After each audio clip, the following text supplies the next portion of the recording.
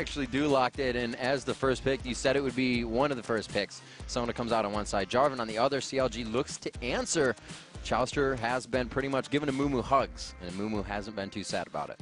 And I don't see why they'd really hide this pick unless Chowster's really been working on something new. Right. Start of the season, he played a lot of Lee Sin. He's had an explorative time on Maokai trying to make that work. Didn't work that well. He's done a bit of Nunu. He actually has played a lot of different champions, but he's really keyed in on a couple very recently, and that's mainly Amumu and Jarvan. So I wouldn't actually be surprised, since everyone knows Doublelift wants to play Vayne and everyone knows Chowster wants to play Amumu. They wouldn't even have to worry about the counter picks necessarily because they could just get them almost right away. But we'll have to see what they decide to go for. Hotshot has played Malphite against it before. Chowster locks in the Lee Sin. Wow. Throwback. Yeah, definitely throwback. A lot of weeks back, that's for sure. And we'll have to see how Vulcan answers here with their picks. This is going to be great. And we kind of said, made a point, or looked at the points of CLG playing versus Vulcan, and when they came into it, CLG had first tried their AD carry support middle. So we've kind of thought CLG might think they can try strats and stuff against Vulcan. They're going to try to bring out some stuff here that they've been working on this time. It's really strange. It's full circle for Chowster, because at the very start of the season he was playing Lee Sin almost every game, completely went away from it. He actually lost a lot of creativity in the way he was doing things. He was trying to brute force, and he had kind of jungler happy feet in a lot of situations.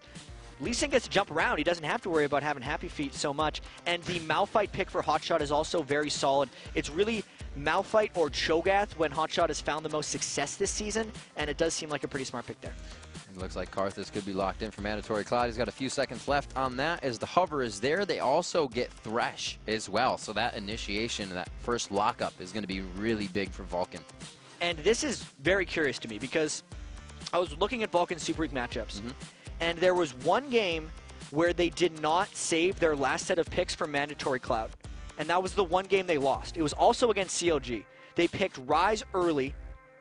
Well, was it Ryze? I don't remember exactly what they picked. They picked something early, and then it got counterpicked. So they're leaving the opportunity here for CLG to completely counterpick Mandatory Cloud. And generally, Vulcan decides that Mandatory Cloud is their carry, so they want to wait to the last pick. The fact that they hovered into Karthus so hard is dangerous for them. We'll have to see what CLG can put back on it. We did see some amazing Orianna play by Jinte in just the past few games, just throwing down awesome command shockwaves. But you're right, the Mandatory Cloud kind of showing himself out early there. We'll have to see what CLG can do against the last pick. Vulcan looks to round out everything. And the last time that CLG picked Orianna was their last game of the season against GGU. He went 0-4-8 on Orianna despite farming amazingly well.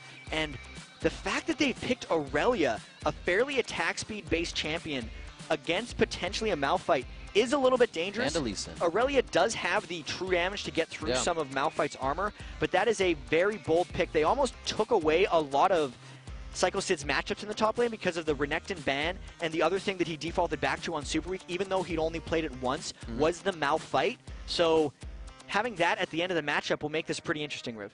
Now, Jat, a lot of people say it's all about Doublelift. Has Vulcan given themselves a composition that they can say all about Doublelift?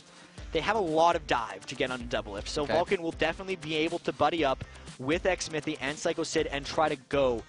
Mandatory Cloud's Karthus will also make very difficult itemization choices for Doublelift as the game progresses, because he can't just stack, say, a Randwins to stop those guys from diving, since he has to worry about the Requiem coming in from Karthus as well. It makes life very difficult, but CLG, again, does have a lot of protect potential with their composition, as they usually do, so it's a little bit of a throwback for CLG, but kind of more of the same as well. And when you bring a Karthus into play, you see that, right? You have the people that kind of want to dive onto Doublelift, and then Karthus can act as peel and whatnot. When do you choose when to play that zombie Karthus role and when to play that Karthus role that'll stay up for his team and continuously deal damage? It might change depending on the moment in the game for Mandatory Cloud, because at the start of the game, he's going to be wanting to take all the attention onto himself and do as much damage as possible for himself.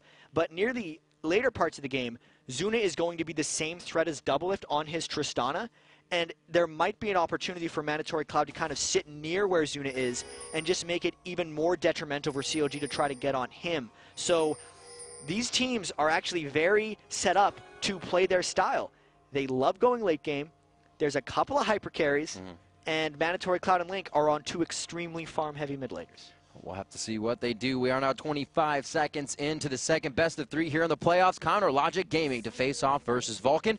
Rivington III and Jat to bring it to you live. Make sure you get your votes in at lolesports.com because the game is underway. I think it was about 70-some% to Counter Logic Gaming. Exactly, Dignitas had something 85, and GGU was able to find that win. We'll see if Vulcan can find themselves a win as well on this game. Those 15% of people that voted for GGU were like, ha-ha, I told you so. Underdogs can win, as we've been seeing a lot in the second half of the LCS.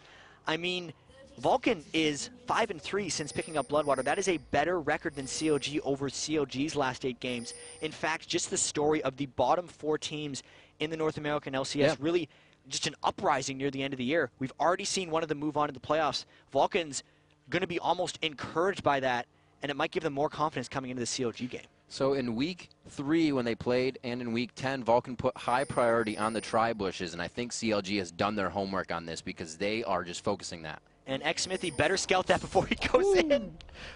That was going to be too hot to trot for him. He throws the flag, and they are going to back right out. 2 minutes coming up, so they're going to get some quick farm out in the jungle. It looks like everybody's going to start dispersing.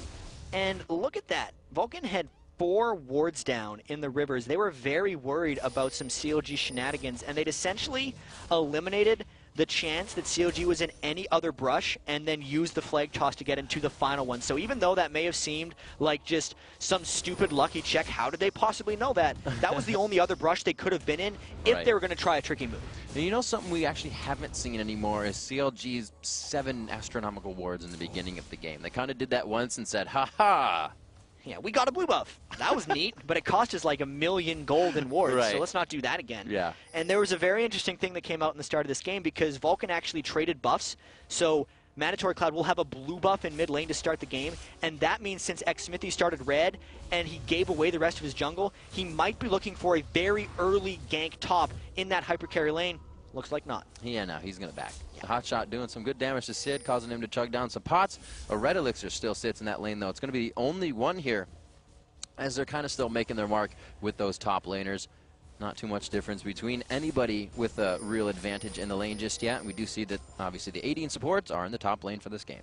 So let's see how this AD and support lane really pans out. Thresh has a lot of kill potential, and Sona has a lot of poke potential. Those AD carries aren't necessarily known for their crazy laning phases, and it's more about the farming. So I am expecting to see a lot of ganks in that lane, and I don't know if they're going to be able to get aggressive early. I haven't seen much of Bloodwater's Thresh, interestingly enough. With somebody like not a Caitlyn having the Vayne, do you kind of have to back off on the poke potential of that Sona and play more careful? They're currently playing a little bit more careful. Right. I think some of that has to do with the fact that X-Smithy did give up his blue buff, and the Lee Sin early game is incredibly fearsome. They're really just hoping to wait out this situation by CLG because they think if Zuna gets to his 6 items that they're going to win, and they want to make sure that that happens. Double buff Chouster on the move, putting up some wards. That's going to be quite helpful for that top engagement from mid as well. So it's going to be safe for the AD carry and support to keep pushing with the wards they have. Psycho Sid here farm as Hot Shot back. So we'll have to see what he has for her first few buys because he hasn't even warded bottom yet. Those guys haven't really gotten too much attention at all. And this might be due to the fact that they know the top lane or the 2v2 lane is the one getting ganked. And here it comes. There's the rocket jump on a double. If they throw it on the barrier, that summoner is going to block out a lot of damage, but they get the second pop-up, coordinating the crowd control perfectly onto Afro Moon now. He may not be able to get out of this. Flayed backwards. There's the damage to slow again. Again, consecutively stacking the crowd control for another kill. Kills coming in all over, 2-0. 1 kill going to X-Smithy, 1 kill going to Zuna, and that was one of the best possible ganks for Vulcan. They got shot backwards by Double If's Condemn, and it just aided Zuna in that gank attempt. Even though it came through a ward, since the hook landed right as the vision was created for CLG, they were unable to react to that gank. The timing was perfect. Vulcan knew that they were going to camp that lane at the start, and they're the ones that get the first blood. All right, so Jat, knowing you're up against CLG with a win like that in lane, does it calm you down, or does it let the rest of the team know we have to at least be consistent in our lanes? CLG needs to make sure they farm, and this is going to be testing time for CLG because when they win, they pretty much just pull a little bit ahead, and CLG is actually one of the best teams in the league at playing with a lead. But we've noticed CLG isn't that great at coming back in games. They haven't been able to find creative ways of trying things. What they usually do is they just try to turtle up, give up objectives, and then they actually don't get quite powerful enough to fly back in this one. it's proving time. They have to do something creative now. Absolutely. Wavering, I think it was in the games that they did lose to Vulcan, 2,000 gold back and forth. But like you said, it's enough if they're not in the lead to really cause them the pressure and cause them the game. 6 minutes in here, they're only down by 1,000 right now. We'll see if they can teeter that back into their favor here at some point. The junglers not, actually it's going to be Xmithy putting on some pressure here as he enters the jungle. And this is a little bit dangerous for Xmithy. He is Jarvan, so he could jump a wall to get away, but he is down a flash, and he's just looking to make some trouble right now. I'm not really sure what his goal is. The whole other side of his jungle is gone, so maybe he's just hoping to lend support to Psycho Sid if Hotshot tries to get aggressive. I think he mistimed Chowster. He just smited everything around the jungle there and made it out quick. Psycho Sid back and forth, gets a few blade surges down for some damage, playing with Hotshot's head there. Hotshot forced to use potions, but he's got the Dorans and 5 there, so he's all right. And we haven't gotten to talk about this lane much, but it's been a fairly even farm fest, as we can see, 42 to 39. And the itemization is typical for Hotshot. He is going defensive with the Doran shield. There was the red elixir start for Psycho Sid, meaning he wanted to aggress a little bit more. But as Hotshot does, he does a pretty good job of sitting in his turret, keeping his farm adequate so he can support in team fights. You can tell Hotshot has that teleport, so when he hits level 6, he might look to turn the tides back in this top lane where Chowster is currently camping. So with that vision of Xmithy bottom, Chowster looks to make moves for his team, but it's just not going to be set up right for them. He's going to have to back off. So a little bit of wasted time there. He's going to be a level 5, and Xmithy could be level 6 soon. He is not even close, so those guys will be all right now. And that's kind of the jungle happy feat that Chowster's had a little bit in the past. He tends to waste a little bit of time. I mean, you have to keep in mind, this is Chowster's first season in the jungle, and his lanes aren't necessarily the easiest to gank for. Link is a very farm-heavy mid, so even though he can play strong, it's a little dangerous. And Psycho going big. Hotshot going down right here. He has his ultimate still, so he can get out safely. He realizes the mana, so he kind of plays, oh no, that's not going to be what he wanted. Tries to chug the potion faster. Requiem to come in, 3-0 now for Vulcan. A slight miscalculation there by Hotshot. He was trying to shove up the lane as far as possible so he could go back and make a play with his teleport, but he got a little bit too antsy. Also, there was a blue buff being taken by Link at the time, so there was no possible chance of it interrupting the mandatory Cloud ultimate, and they really just didn't do the calculation to figure out that that was a dangerous situation to be in. That Karthus, got to remember the global map presence here at 8 minutes. It looks to take advantage for Vulcan as they continue to pressure their top turret. Now, they've had quite a few waves to just go into this turret, but they haven't put too much damage on it. This is kind of backwards from what we've been seeing teams doing lately. And even the minion kills in that lane, 60 to 46. So it's not like they've had the edge in that lane despite the kill as they go in for another game. Oh man, Xmithy just putting all his time in the top lane. It's exactly what they did in that first week. They beat him with Hecarim. They're able to get the 1 kill there. It's going to be big things here for Vulcan if they can get another one. Hotshot, however, did teleport himself in the top lane. He is just going to be a brick wall right now. You can see Zuna trying to throw rocks at him. Doesn't work too well. They're going to be able to save double lift, but that's 4-0 as Aphromoo did go down. Again, the death sentence landed, and it just created a kill, and you could almost tell that that was a plan by CLG, so they were trying to make that creative bait happen, but Hotshot's teleport was a little bit delayed, and Aphromoo was dead before the gank arrived, and it just turned into a 3v2. You know, Jack, I saw some tweets coming out. People were like, you gave double lift Vayne, but they did the same thing, like I said, they did in week 3. Hecarim stayed in that top lane, they pressured double lift, and they kept taking down his lane. That's what they're doing this time. One could say they gave double lift Vayne, but you could also say they gave Zuna Tristana, because he has been unstoppable on that champion. That's the reason, in the game that CLG beat them in Super Week, double lift played his only Tristana game of the year, and it was quite effective against them. So they're not doing a great job of shutting Zuna down, because even though they were outlaning him, they are getting caught out by these ganks. Let's see what they can do. Chowster coming back to this lane now. Getting Hotshot in a little bit. Hotshot does not have that teleport. He is now down, actually, 72 to 55 in the CS, but he does have the Giant's Belt, so he'll be able to stay in through most of the Blade Surge and just smack damage that Psycho Sid's going to be able to put on him 1v1 in that lane. Really going to pressure this? They do have the blue buff. Yeah, so the blue buff on Mandatory Cloud would be able to kill this very quickly. They know Hotshot's ultimate on Malphite is down. He also just showed in the lane, but there has been a missing Mandatory Cloud. Link is going to try to scale this one out. I don't know if Chowster can steal this. He's got the shot. He's just on the backside. His Q is there. They get the smite down. He does not put himself in with the safety of Link right on the backside for safeguard. He just decided not to go in, or Xmithy smited it down before Chowster decided to try that execute smite. They did burst it down a fair bit, but it's curious that Link would pop his ultimate and Chowster wouldn't go in for that, so there may have been a synergy break in their communication there. We'll see what they decide to do with this. The blue is on Link. Like we said, that blue on Mandatory Cloud, so they're going to be able to get these lanes pushed. He's going back now to farm the Wolves. He knows he can get himself in a good lead. He has. He's been getting Wolves. He's been getting Wraiths. 114 to 90. Also stacking up that tier of the Goddess to the Catalyst, the Protector on Link, going for the Rod of Ages. And every game that I checked for CLG, Link would get more farm than his lane opponent, except the game they played against Vulcan. Mandatory Cloud has been the only person I've seen who can actually outfarm Link in lane, and Karthus is the perfect champion to get it, and he's doing it by quite a big number, as you said, in this game. Now, is that lane pressure as well? Because I noticed going back into the games, Mandatory Cloud is also one to roam before Link is too. He's just an amazing player in the mid lane. Everyone talks about how underrated Mandatory Cloud is. One of these days, he's going to be appropriately rated, and people will realize he is one of the best mid laners in all of North America. We'll have to see what he proves for himself here in this second playoff match. As we said, a best of 3 to come, and a LCS coming to the first split close. 4-0 here in favor of Vulcan in our first matchup versus Counter Logic Gaming. CLG, I think it's the first time in that interview we really heard Doublelift give credit to a team and say, you know, these guys made good decisions, pulling the team together that they did. We'll have to see what they can do. And they've only gotten stronger as the season went on. The 0-5 start, as we saw them talking about in the pregame, to now where they're 4 kills to 0 up on CLG in a best of 3 to ensure their spot in the next split of the LCS and move on in the playoffs. They're doing quite well so far. See both AD carries picking up a BF sword, 97 to 80 there, 17 CS in the favor of Doublelift as they push that top lane. Again, Chowster waiting in bated breath on the back side of that top lane to get a gank, and this will be the second time.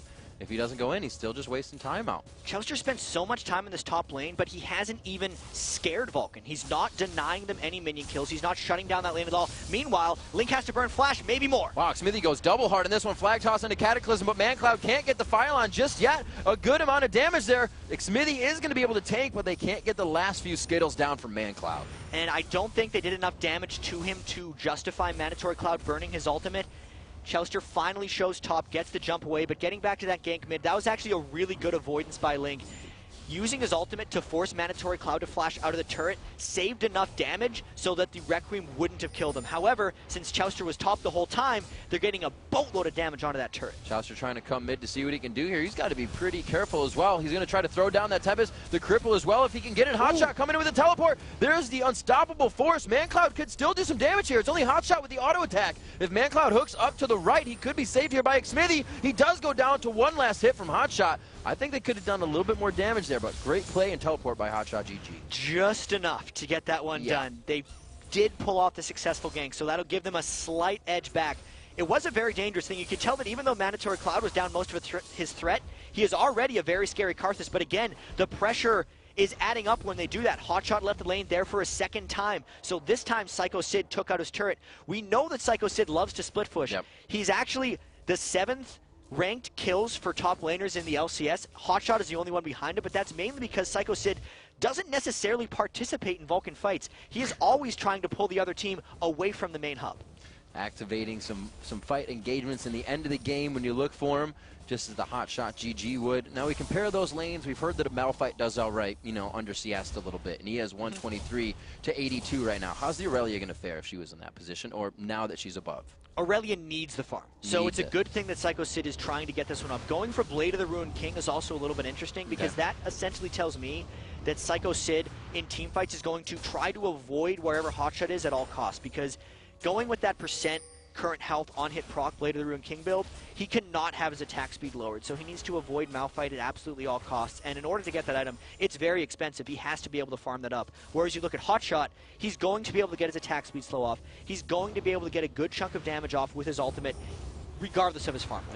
And I really like how Vulcan is starting to pressure CLG more and more across the map, right? They're putting wards down by the blue buff now. They want to make sure they have vision on that, and they're just able to pressure the top lane so much more. A lane they've already won and want to keep that advantage. The one gank Smithy did mid lane got them a kill, but it also got Mandatory Cloud killed. So you can tell that Vulcan's plan is to just gank top, and here's maybe round 3. Going in, can he get the play back as well? The Crescendo goes out, but they have a lot of tank coming into this one. They initiate the fight as well with Requiem. Aframu goes down. They decide to go all in on Doublelift here under the turret. It looks like he may get a few shots down, but Zuna able to get out of this. Chowster not wanting to go in this one, looks for safety under the turret, but may find himself dead here. A great hook coming in from Bloodwater. They turn it around once more. They steal the red buff to Zuna now. Zuna picks up 2 on the day there. That is 6 kills that have happened in that lane. Every time Xmithy arrives, something miraculous happens for Vulcan. 4-0 Tristana. Tristana is actually a weak mid-game champion, but they are consistently pulling this stuff up. Once again, Chouster was just slightly farther behind. Xmithy was 1 step ahead of the game and allowed Vulcan to pick up 3 kills there in the top lane. A really great body block as well onto Zuna. That would have been a Q execute from Chouster, and he probably would have safeguarded to a minion. So they just set up the guard there. Now Zuna has red buff going back. Got a few thousand gold in his pocket, actually 3,100 gold in his pocket, and he actually sits on 6,100 right now. The one above him is Mandatory Cloud with 6,200. Nobody has hit 6,000 alone on CLG yet. And as Vulcan picks up this dragon, which looks to be uncontested, we have to keep in mind that Zuna hasn't even been going for like an even early game Tristana. He has 4 points in his rapid fire right now. There's 2 gates that keep Tristana from not taking off in the mid game. Right. It's the fact that her E and her W are kind of her main tools in lane, but they're magic damage and they don't have any AD ratios. The big steroid that she uses is the attack speed and then the range increase from her levels. So since he already has 4 points in rapid fire and an infinity edge, he's got half the battle. The only thing he needs now is the levels for the range, but his mid-game lull may already be over just because of how many kills he's been able to pick up and his skill order so far. I see him pressuring Doublelift here on the top lane. That red buff just giving him such an advantage. Doublelift wants nothing of that. They're going to jump right onto him, knowing Doublelift will condemn back, forcing the flash just for a rocket jump. There's no turret there. The fight's going to be all in. Doublelift could get a roll, and he does not. He goes down without even being able to retaliate. That's the sloppiest gank, but it pulled off for a win because they didn't really do anything right. They like flash hook, missed, walked in, jumped on his face, kill. Because he's that far ahead, and they're able to make the brute force play, knowing that no matter how they execute, it's going to work out. Zuna now left to farm in that top lane, still under the CS of Doublelift, but the 4-0-3 is really just going to negate that. He is not worried about the CS. He's getting all the kills in.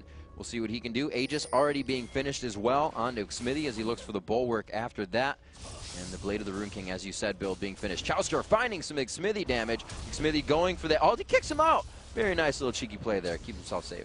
And it's become a bit of a mismatch in the jungle there. Those guys weren't even close. That was a full retreat by Chouster. That's the Aegis, as you say, for Xmithy. And Chouster's got the Sightstone. That is a great item for Jungle Lee Sin, but it's not necessarily what the team needs right now. They're 8,000 gold behind 17 minutes into the game. I don't know what they're going to do. So CLG has been known as a team. Oh, crescendo here onto Bloodwater, but he gets the hook onto Doublelift, which actually prevented a lot of damage from what would have come. The box goes down. It's going to be that Aphromoo taking damage once again. He doesn't have Cataclysm, just used it, but Psycho Sid gets himself in. They take down Aphromoo. Doublelift getting hit up. The exhaust has been used there. Chouster is for safety, but Chouster could go down in this one too if they decide to dive him. He went down to 75% just from the all of Psycho Sid. Blade of the Rune King was there for Psycho Sid, and there was no Malphite to stop him, so he got to run rampant onto Doublelift and Aphromoo, and they are just in complete control of this game. This is going to be the 4th turret, completely unanswered. The kills have been completely one-sided as well, and CLG just does not have an answer. They also don't have any of Vulcan's turret, as Vulcan takes down the 4th one, 10-1. 10,000 on the gold lead. Hotshot GG home guarding already 18 minutes into the match, knowing that this is going to be a base defense game. He's got to guard his home. There's really no other choice. Home guard boots are one of the best things to get when your team is behind, and they need to be able to rush out to defend this already rapidly approaching split push. The 2 dragons were obviously just kind of given up. Zuna is now 1,300 gold. He's going to be getting that static shiv any minute now, and Doublelift is not only behind 4 kills, but he also hasn't been able to outfarm Zuna. So far in this game, every single matchup in these incredibly similarly styled teams has went to Vulcan. Absolutely, and I was going to say before, we saw, Chouster liking that Jarvan. They chose to first pick Sona on this as well. CLG has said that the early part of the game is where they need Chouster to make moves. Chouster's actually down now, had to create a Sightstone, so he's only creating movement for himself. So the race was who could gank top better and first, and Xmithy was the one who beat him into that situation. Okay. And that's been a big story this game because the majority of these kills and the majority of this lead has been created due to those ganks in the top lane and the trades that happen as a result of them. We'll see Xmithy already sporting the Oracles. They look to clear this out. Probably not do Baron, but force that objective and really put CLG into a spot they just don't want to be in. The one thing that CLG will have on their side here is the fact that Hotshot does have his teleport on Malphite, Yep. And if Psycho Sid isn't applying enough pressure in the bottom lane, he's going to be able to freely use it.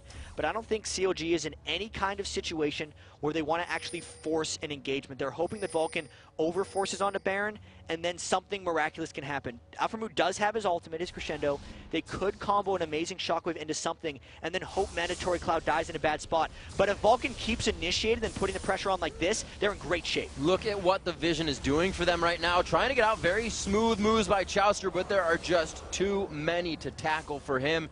Goes down, and this may mean the Baron for Vulcan. And they know the Shockwave and the Smite is down for them. So if it becomes a Smite war, Vulcan will win this because they're the only person with a gun. So they'll get that one down.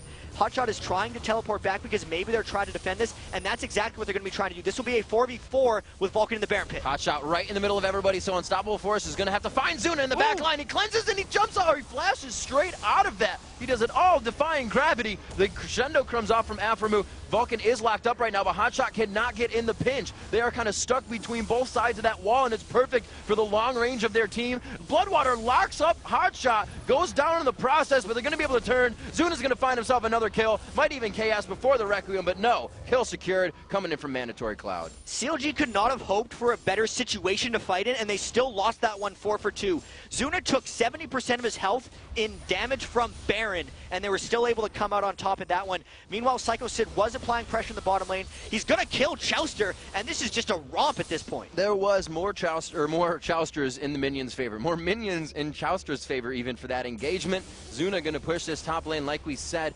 90% attack speed for 7 seconds on that rapid fire. Looks to even push it with the static shiv, so he's just applying push to that kit, and those are really his items right now. And you saw him get out of that fight, turn around, and crush. And we're only at 22 minutes here, so that 6-item Tristana is approaching ever rapidly. Especially once he gets that last Whisper, he will even be able to just take down Hotshot. He's got the cleanse to get rid of the first attack speed slow if he really wants to, when that thing's back off cooldown, and they might just continue to force in the same places here, because this time, when Psycho Sid goes down into the bottom lane, there will be not even a home guard teleport Malphite able to come in to shut that one down. Vulcan has so many choices here, and so many good choices, because they basically get to do whatever they want.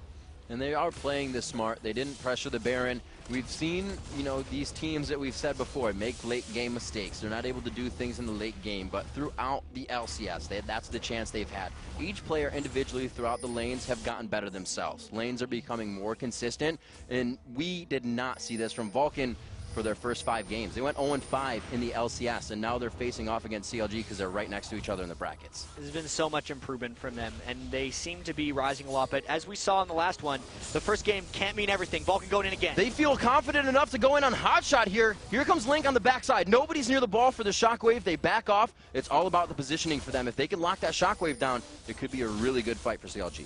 And I think CLG's got to be real careful here not to demoralize themselves in the first game. I know we were talking to GGU after that first one. They won the first game quite by a lot. In the second game, they actually lost pretty badly, but had to make sure their spirits were high so that they could come into game 3 with the right mindset. They said they all had to, yeah. CLG actually has to do a similar thing here because there is a very low chance that they'll win this game, and they got to make sure that they probably make their moves to try to win it quite soon. Yeah, they're going in to Hotshot once again. The ult is down for him. Looks like they want to get the damage. They go in hard on this one. Mandatory Cloud can't get in from the Cataclysm. They've dropped it for him to come back, though. He's going to be a little late, but that's where Chouster and Double's going to meet. Do they really want to stand on the Cloud right now? He is going to be doing so much damage. They forced to tumble right away instantly. They start backing off, and they didn't even really get to take a good look at that fight. That was a real good fight by CLG. Hotshot just got mobbed, and it allowed the rest of CLG to do some work in there. They stood on the Cloud, they got away with it, and a 1-for-1 that stopped the Baron from happening is a very good play by CLG, who was down 11,000 gold and really has no business still being in this game. We'll have to see what they can produce. Double is quite down, not quite down in items, but he's definitely lacking those gather together of the core items he would get once putting them together. He has the Zeal looking for the Infinity Edge. Gonna have to have the last Whisper, but we already have the armor coming in. The Warden's on Aurelia. Smithy's about to get more tanky. You have the Seeker's Arm Guard on ManCloud. It just seems like he's so far behind right now. And the one thing that CLG does have going for them is the fact that Link has kept his farm up throughout all of this.